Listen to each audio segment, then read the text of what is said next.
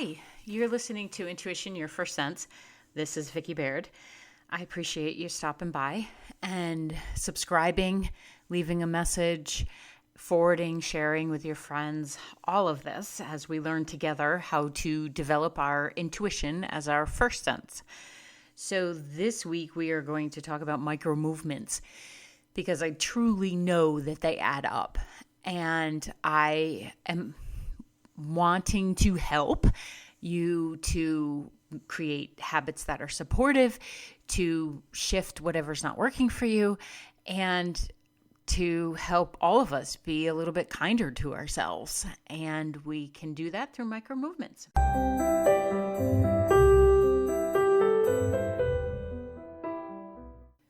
So thank you for staying with me and for being inquisitive enough to wonder, what the heck is she going to say about micro movements? And what are they anyway? Well, they're the small shifts and changes that we make that eventually add up to a habit, to a way of being. And some habits are supportive and others are not. So one of the things that I encourage in my coaching business is that whatever changes we're going to make and whatever we've indicated as a desire from the client or the corporation to change, that we do it in micro movements. I used to be someone that just wanted to jump to the finish line, and I still have a little bit of that tendency within me.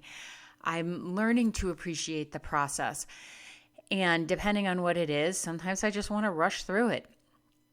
And yet I know, and I very much walk my talk. So if I'm suggesting micro movements, it's also because I am, implementing them and doing the best I can with them at the time. So I remember when I first started running that I just, figured I'll just go out there and run because I can do this. And my lungs, I forgot to check with my lungs. And then at some point, sometimes I forget to check with my legs because they're not always so interested in what my brain thinks is possible. Well, I did not get a marathon runner's body, and I'm okay with that.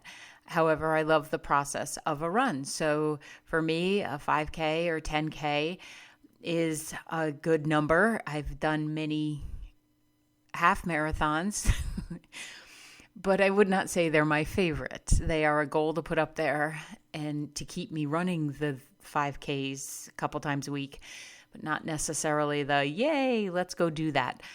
So the micro movements that got me there were running 2 minutes at a time and then running 4 minutes at a time. And I still walk within my run because, first of all, Galloway method rocks.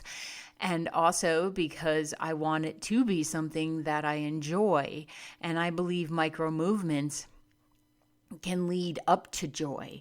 They can help us to alleviate some of the pressure that might be there. If I thought the only way to run a 5K is to run the entire 5K, then I might not ever do it. And I wouldn't be getting them in a couple times a week. I would just bail on it. But to allow my brain to practice and recognize that the process of, maybe I run a mile and then I walk for 30 seconds and then I run another mile and then I walk for 30 seconds. Sometimes I might walk for a minute if there's a really big hill in front of me. And this process has really helped me appreciate my own body, the ability it has, and to be kinder to myself because it definitely translates into other areas of life. Our habits don't just pop up. We create them along the way. So supportive ones can be created as well as we unwind the ones that are not supportive. So the way that happens and the way that we get an indication that we'd like to change a habit is first you get an indication or a heads up, right? Something doesn't feel right. We feel stuck, we feel distracted, something feels out of alignment with ourselves. It just doesn't feel right. That's your intuition tapping on the head saying something could be changed here.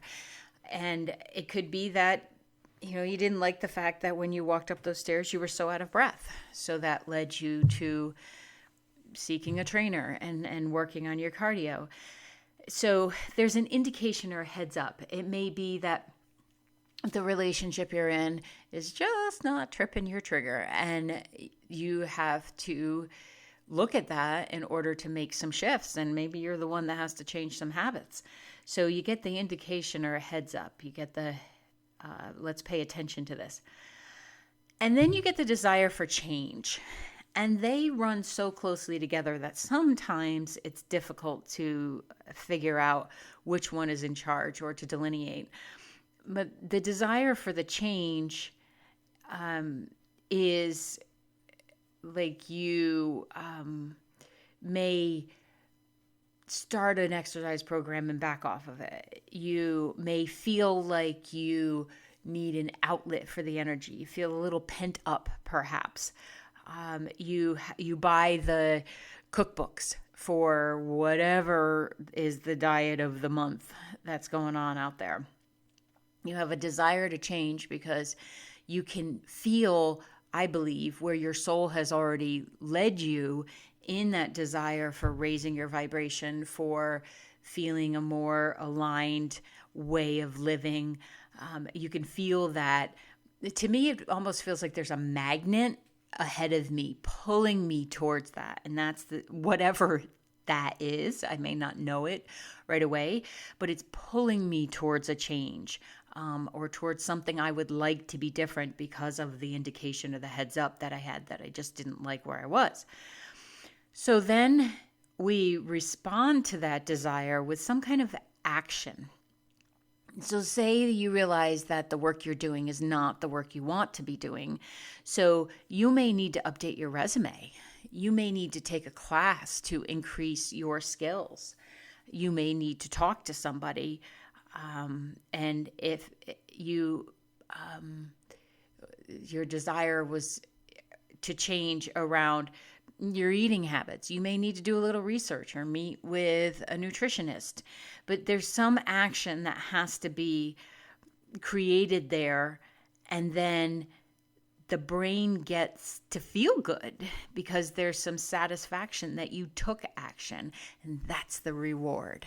So it could be maybe you want to change a habit in that you don't want to eat so much sugar, so you decide not to buy it or bring it in the house because you're the only person who lives here and the cat and the rabbit don't know how to shop. So if it's in the house, you brought it in. Wonder if I'm talking to myself there. So then it may be challenging when, the snack attack hits and then you realize you don't have anything here in order to fill that need for the sugar, but you do have almonds, or you can make a smoothie, or you could have a cup of hot cinnamon tea, and that changes it. And then the reward is that I took care of myself there. That feels good. It's just a matter of meeting it each time until you lay down new groundwork again within the brain, because the habits got created by reinforcing the desire at the time. And the desire for a snack or sugar or other substance may be because you're avoiding something in your life and you'd rather go for the distraction of the snack rather than paying attention to it. So any of these ways, when you think of a habit, if you think of it as a programmed process, then it's not as difficult to change, because I find that when you take the judgment out of it and you stop taking it personally, you see it more objectively, that this is the habit that has been created. And this is the habit or the change in behavior that I would like to see. Well, then you can create a plan, and our brains really like plans. So the idea of micro movements come in because to make really big changes, sometimes our brain freaks out.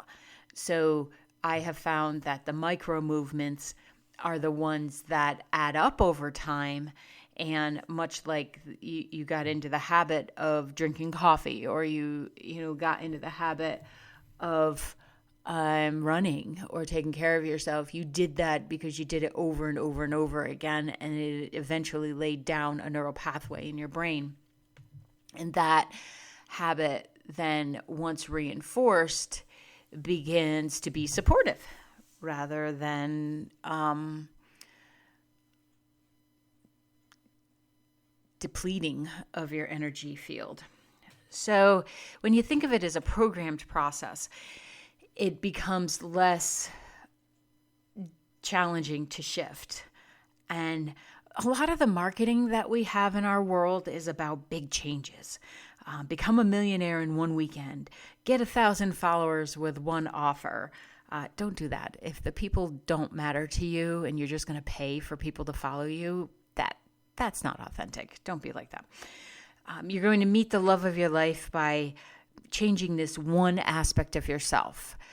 Well, maybe, but is it really going to happen that quickly? Not. In all likelihood, it's not, because you have to be good with yourself and on a large basis in who you are in order to attract that person of like-minded. That's a different episode. I'll do that one later. But big changes don't work in the long term. I think they're too much of a shock to our system. And I think the huge changes, some part of our subconscious fights against that. So if you can do the smaller changes, it helps you to enact that change and to affect some change. So it's like when people want to become vegetarian or vegans, they'll ask me, because I'm vegetarian, they'll ask me, do I just take out everything? And I'm like, no. Do not do that. You start with maybe 3 days less a week of eating any kind of meat. And then maybe you go to a particular meat. For me, it was easy because I didn't like poultry, so I chose poultry. And then eventually over time, took out the rest of took out beef. It was only beef that was really an issue for me. The rest of it was not a problem. And then the same in any changing of habit, you take out a little bit and you bring in something that you really like, and it helps to shift that mindset. So the micro movements matter. I said that one time to a client and it clicked for both of us. And it was funny because I remember her saying, you need to write that down and do a podcast on this. So here I am, Wendy, I'm actually doing the podcast so on this subject. And it's coming up now too, because I've seen a lot of, now that we're, isolating and we are physical distancing, I'm seeing a lot of posts that say, if somebody wants you to make changes during this time, or accomplish something while you have this time, that's just a capitalist message and you need to ignore it. Well, I disagree. I think that often we're given space and circumstances happen so that we can assess what's going on in our lives and what we would like to shift, and then make set those intentions to change things, to shift. And like I've said before, if I was just meant to sit around and contemplate belly button lint right now, it would cause me more stress than thinking about, okay, what would I like to organize? What would I like to clean up? I want to have less paper around, so I've been scanning things in and uploading them to Evernote so that I have less paper around. I'm always a fan of reducing clutter, so I have a couple boxes now to donate, and have already dropped stuff off to other people who could use them, who could put what I was releasing to benefit in their own businesses. So that's been a lot of fun. So sure, you can take this time to coast. I'm going to tell you from an intuitive perspective, it feels like anybody who coasts through this and doesn't necessarily shift anything in their life is going to have a bit of whiplash to deal with when life starts rolling again. And that's just an energetic component of this, that if given the space, take the opportunity. And it's, energy is meant to be used. So if your energy is not being parlayed in a way that it was just 2 weeks ago or a month ago, then figure out where that energy can go. We might be human beings, and I really appreciate that mindset, but we are also action-oriented, and I think we have to appreciate that and just know what your level is. So but this is an opportune time to practice the micro movements. Maybe it's creating a habit of not going to bed unless the dishes are done. Maybe it's getting a meditation practice in place so that when you make your coffee or tea in the morning, or whatever it is that get your system moving in the morning, that you connect 2 minutes of meditation to that, or a self check-in. So micro movements, they really add up. It's 3M. It's a different 3M. So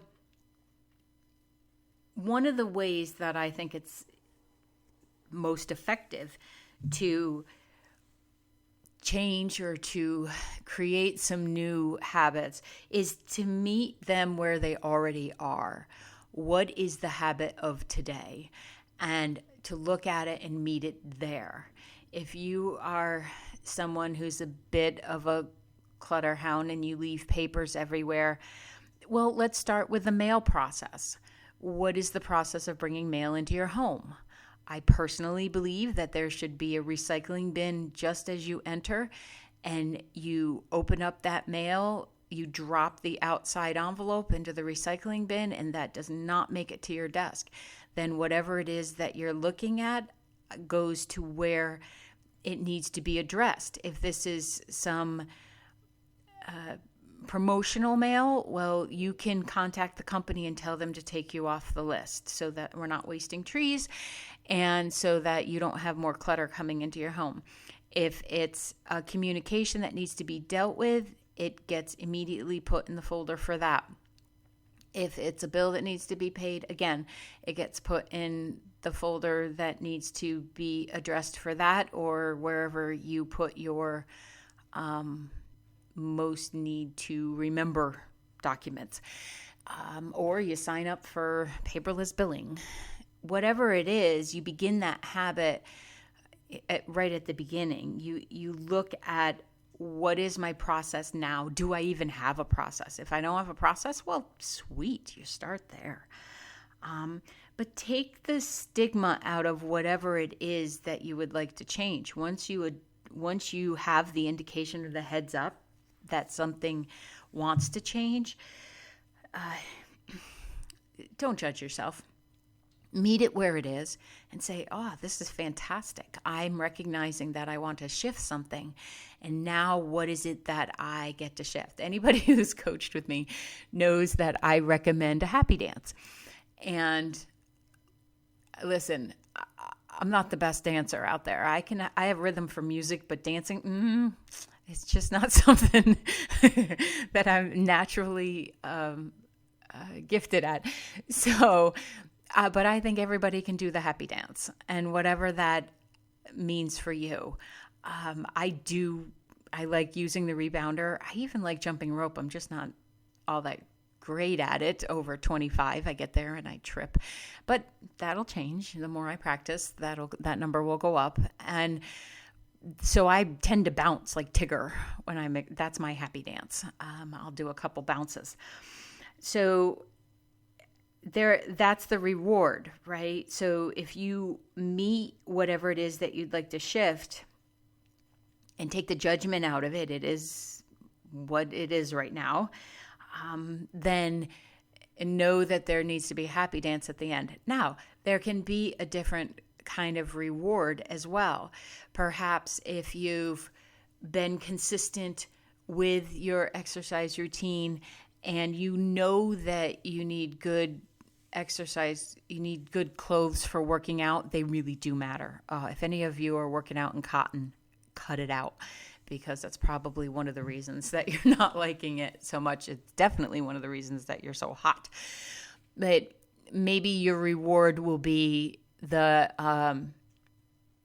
pair of running tights that you've wanted when you meet a certain number of miles.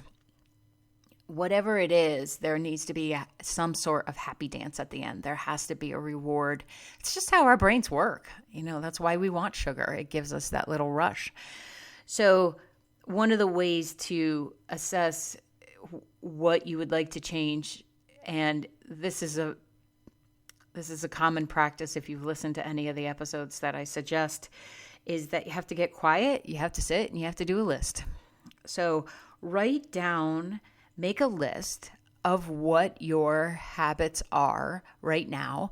I want the supportive ones on there as well. So if you are reading before you go to sleep rather than being on your phone or a tablet or something, that's a supportive habit. It's also very good for your brain because it allows the melatonin to be produced so that you can sleep well and not wake up 3 hours after you went to sleep. If you're doing that, you got to look at that screen time.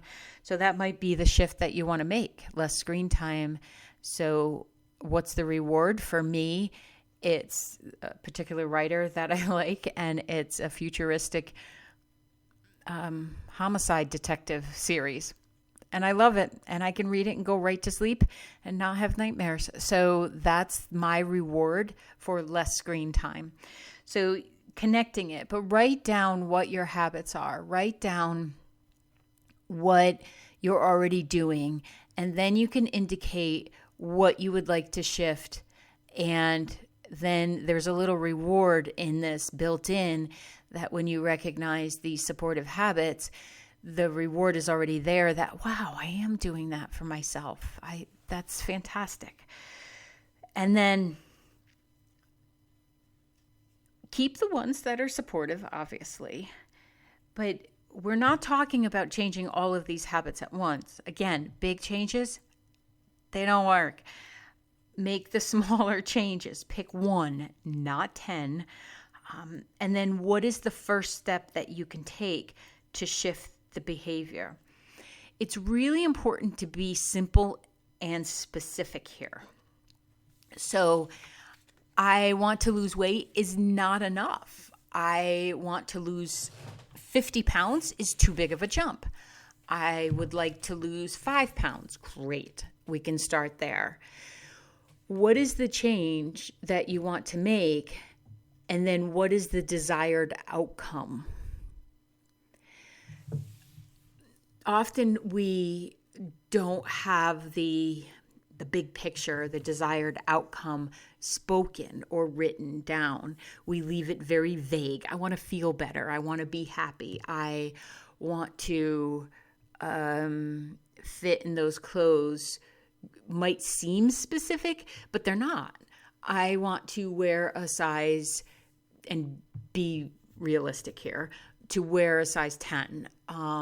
Or I want to be able to run that half marathon in under 3 hours. Be specific. And then what action are you going to take to move it forward? Are you going to, like I said earlier, remove the sugar, the carbs from the well, you still need some carbs, but remove the ones that are above and beyond. Pretzels. Why do they make such good gluten-free pretzels? But if you don't buy them, you don't put them in your pie hole, you've made a change, right? So what is the specific action you're going to do to move it forward, to go to the work thing? If you've been furloughed from your job right now and you're being, I think, given an opportunity from the universe to assess what you would like to be doing and how you would like to be in the world and how would you like to make your income, right now would be a great time to write down what are the actions you're going to take to move that forward. And then what is your reward? Be specific. When the 5 pounds are down, what is the reward? Is it that you up your mileage, which would be somewhat of a reward, because for those of us that follow numbers, that does get a little addicting. So that can be your reward. Or is it that you're going to put $5, a dollar for every pound, away so that you can purchase the equipment that best serves you for the activity that you're participating in?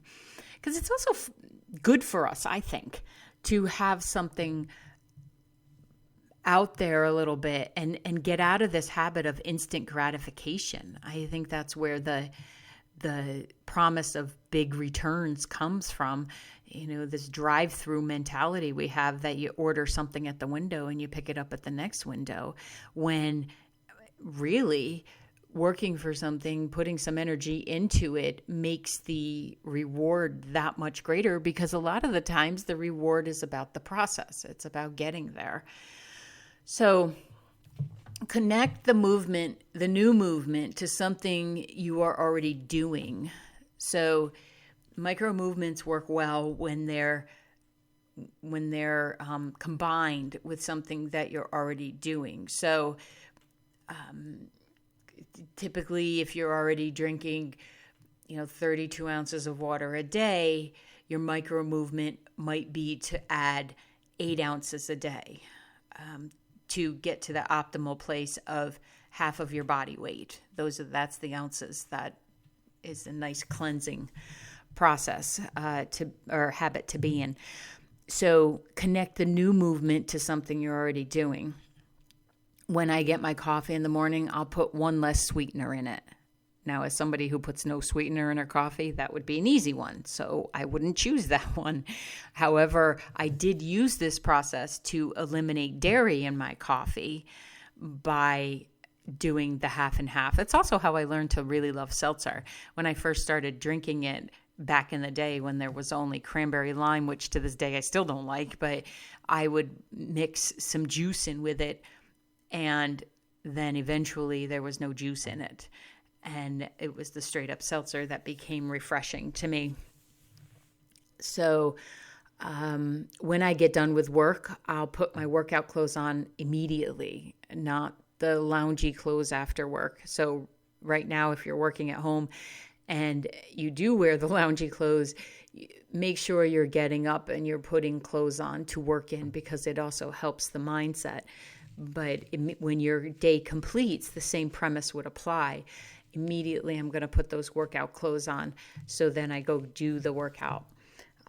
When I go shopping, I will stick to the outer aisles, because that's where the healthiest food is. So it helps to have these intentions already set and to identify what is the micro movement. Perhaps when you make your meal, you'll have a moment, and you'll take a moment and you'll say what you're grateful for. These things, when they work in tandem, you can help to create some more of the supportive habits. So one of the things that I thought of while I was typing this up, my bullet points, is when I sit to do my podcast notes, I will put all of my devices on Do Not Disturb. My laptop is always on Do Not Disturb, but my phone is not. So that was one of the things, you got to walk your talk. So I said, what is one thing I'm going to do? And that was to put my phone on Do Not Disturb. And so the next step for me could be that the phone isn't even in the same room I'm in, because just to break that habit of constantly checking it. So it's these micro movements really do matter. They add up. If you're looking to have less clutter in your house, one of my favorite things that I actually created this when the kids were younger, because I was being so overwhelmed by the toys and the clothing and everything that comes with 3 kids. My rule was 1 in, 2 out. So whatever came in, if a new toy came in, 2 had to be donated. If I buy a book, which still an addictive habit for me, but hey, it's a good one, I think. 2 books go out, and I always have a box going of books donated. I have one next to the door right now, actually, that needs to go out. So 1 in, 2 out. It doesn't necessarily have to be apples to apples. So if you bought a shirt, you don't necessarily have to take out 2 clothing items, except that I think that really helps so that you're not getting too crowded in any one area. So when I started doing the needle felting, of course, you need some supplies to get going. My rule is, unless it's for a specific project I'm working on, and can I buy the smallest amount available, not because I'm being cheap, but because I don't want to add to it.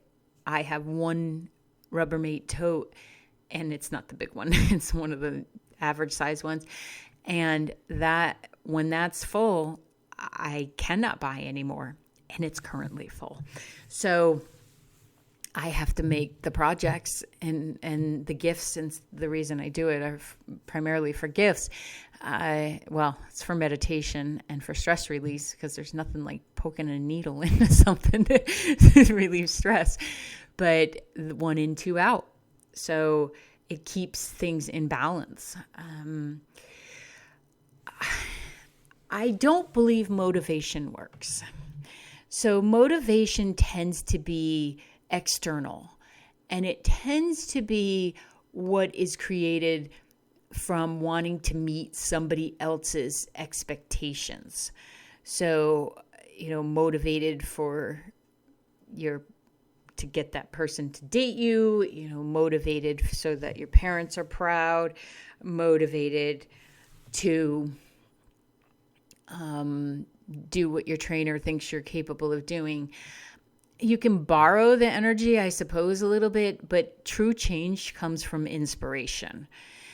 The first 2 letters are in, I-N. So it means to breathe, inspiration, to breathe life into.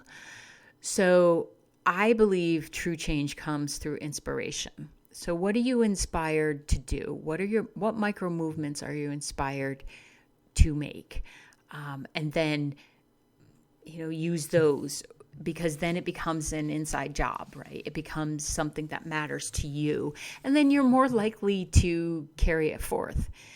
So if you want to change your behavior, you also have to take the sting out of it, and sting out of the judgment of it, rather. And motivation, if you're being screamed at, sure, you might move, you might change a behavior, but it's not going to be long lasting, because as soon as that element is removed, that you were motivated to do it for, the habit's going to go back to old behaviors. And then that I think is going to could add an element of personal shame, and it's just not necessary. So let's go with inspiration. Okay. What do you feel inspired to do? When you look at your list of the habits that are not supporting you, which one feels like it would be most inspiring to address, and then go from there? That's using your intuition as well, too, because sometimes when we change that one thing, there's this lovely ripple effect that happens. And others seem to, other unsupportive habits seem to dissipate on their own. So it's important. I think we can look to others for inspiration. You can see behaviors in others that you would like to emulate, and then you bring on home to yourself. My partner is very much the epitome of recycling. And while I was good at it before, there was some stuff that I would, get out of the habit of bringing my reusable cup, and if I was out, get a drink to go in plastic, stuff like that, where when you see someone who just does it because that's what they've created their habit to be, it can be inspiring. And it wasn't to impress anybody. It was like, that's right. I feel really good when I am recycling to the highest of my intention, and I'm reusing and repurposing. And that's one of the things that I've really learned, is the repurposing aspect of it, that it's great. Like our parents used to use the butter tubs, or you thought you were getting cookies and it would be buttons in the tin. That was so disappointing. So you can emulate, you can look to others for inspiration, of course, but you have to bring that home and have it be an inside job. And then that will help with the micro movements, right? So if you stop the judgment and you get more practical about it, and then you dissolve the false reward of self-beating, because sometimes picking on ourselves, you can get that same rush of feeling like you want to make a change, but that would be motivation as well. So let's do it from inspiration. How would you like to feel once you've accomplished something? How would you like to feel once you've changed a habit that was not supporting you any longer? So I love the acronym KISS, and only I changed the last word because that word was not allowed in my house while the kids were growing up. They weren't allowed to say it to each other or towards themselves. So the original acronym is Keep It Simple, Stupid, and I just will not do that. So I still use it, but I say Keep It Simple, Sweetheart. So when you want to affect some change, thinking of yourself that way, okay, I'd like to keep it simple because that's where the micro movements happen. And then if you call yourself sweetheart, you're more inclined to do it. So that desire has to be within, or it won't be sustainable. And there might be some beliefs that are in the way, or some where you need help from a coach or a therapist. There may be some shifting that has to happen on a psychological level in order to help with some of this. But most of the things you'd like to change, you are very capable of creating that with your own intelligence. So let's shift the message of go big or go home, because most of us are already home anyway, to let's go micro, and then we can add up the happy dances as a result of that. So get on it. Get on your list. It feels good to do this. I know that sometimes it can feel daunting, but on the other side of it, and I've seen it in the thousands of people I work with, sometimes they need a little bit of encouragement. Sometimes a good old-fashioned kick in the booty, lovingly, but a kick in the booty nonetheless. The reward of feeling good about oneself it's just immeasurable. And then there's an ease that comes with it when you then create the habits that are supportive. So I know you can do it. So let me know. Comment on what your changes, what are the things you'd like to make. And if I can help, I'm here. I'm happy to do so. I'm going to be opening up some more spots for sessions because people are needing a lot of help right now. So I'm going to open up my schedule to allow for more one-time sessions and then coaching contracts. So I am here and I'm happy to help, and I know you can do it. So get on it, okay? Thank you for listening to Intuition, Your First Sense. As always, please like and subscribe to this podcast wherever you are listening to it. Leave a review and take a minute to share it with a friend. You can find me all across social media at Coach Vicki Baird, and you can book a virtual session with me from wherever you are in the world at vickibaird.com/booking. That's VICKIBAIRD.com/booking. Thank you again, and see you on the next episode.